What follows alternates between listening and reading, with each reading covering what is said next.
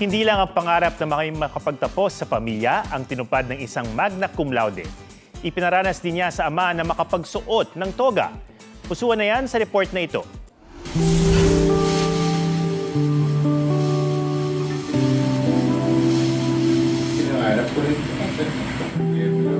Mga salitang higit pa sa pasasalamat.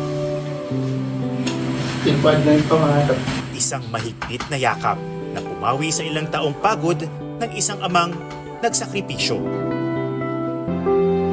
Ang natupad na pangarap ang pagtatapos ni Kian bilang magna cum laude sa kursong Bachelor of Arts in English Language Studies sa Polytechnic University of the Philippines. Bago ang kanyang graduation, nakapag-usap sila ng amang si Tatay Rodolfo.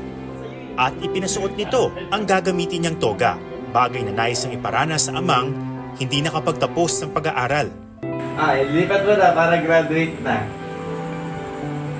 Ang nakaaantig na tagpo ng mag-ama, nagbigay inspirasyon sa netizens. Si Kian ang unang nakapagtapos sa kanilang pamilya, isang malaking tagumpay para sa proud na proud nilang tatay.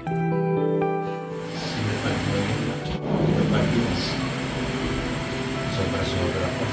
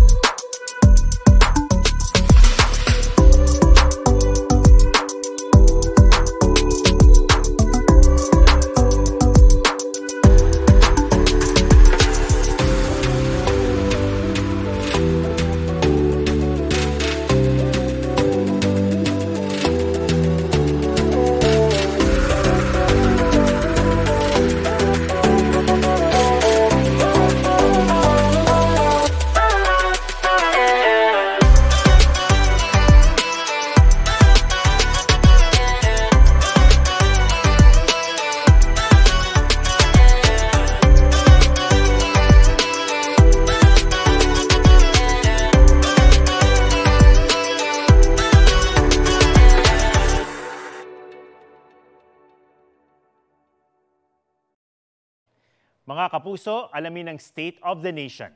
Mag-subscribe sa GMA Integrated News sa YouTube.